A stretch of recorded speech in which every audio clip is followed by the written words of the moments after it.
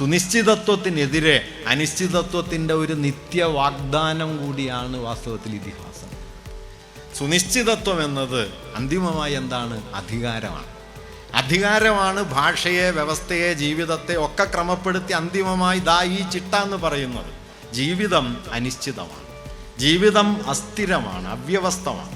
ആ അവ്യവസ്ഥതയെ ഒരു പാഠം അതിനുള്ളിൽ ആഴത്തിൽ സ്വാംശീകരിച്ചതിന് ഇന്ത്യ നൽകുന്ന ഏറ്റവും വലിയ മാതൃക വാസ്തവത്തിൽ ഇതിഹാസമാണ്. അത്രത്തോളം അനിശ്ചിതത്വം നിങ്ങൾക്ക് വേറെ എവിടെയെങ്കിലും കാണാൻ പറ്റില്ല.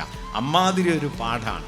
അതുകൊണ്ട് അതിനെ ഞാൻ ഈ പറയുന്ന വൈവിധ്യങ്ങളുടെയും വൈരുദ്ധ്യങ്ങളുടെയും ഒരു മഹാകാശമായി അതിനെ കാണുകയും ആ വൈവിധ്യങ്ങളുടെയും പാരമ്പര്യം ഇന്ത്യ അതിൻ്റെ ചരിത്രത്തിൽ ജീവിച്ച ജീവിതത്തിൻ്റെ ഒരു പരിച്ഛേദം കൂടിയാണ് എന്ന് തിരിച്ചറിയുകയും അതിനെ കൃത്രിമമായി മതവൽക്കരിച്ച് ഏകസത്തയിലേക്ക് കൊണ്ടുപോകാനുള്ള ഹിന്ദുത്വത്തിൻ്റെ രാഷ്ട്രീയ ശ്രമങ്ങളെ നൈതികമായി, ചരിത്രപരമായി, സാഹിത്യപരമായി, സൗന്ദര്യാത്മകമായി പല പ്രതലങ്ങളിൽ പ്രതിരോധിക്കുകയും ചെയ്യുക എന്നതാണ് ഇതിഹാസ പാരമ്പര്യത്തോട് ഇന്ന് നമുക്ക് ചെയ്യാവുന്ന ഒരു പ്രതികരണ രീതി എന്നാണ് ഞാൻ കരുതുന്നത്. അതിനപ്പുറം നമ്മളതിനെ ഏകമുഖമായി നിരസിക്കാൻ ശ്രമിച്ചാൽ നിശ്ചയമായും പാഠം ബാക്കിയുണ്ടാവും, നിങ്ങൾ പുറത്തായിരിക്കും എന്നതാണ്. അതുകൊണ്ട് ചരിത്രത്തിലൊരു പ്രശ്നം ആഗ്രഹിച്ചില്ലാതാക്കാൻ പറ്റില്ല, ഉള്ളിടത്ത് പ്രവർത്തിക്കാനേ പറ്റൂ എന്നതാണ്.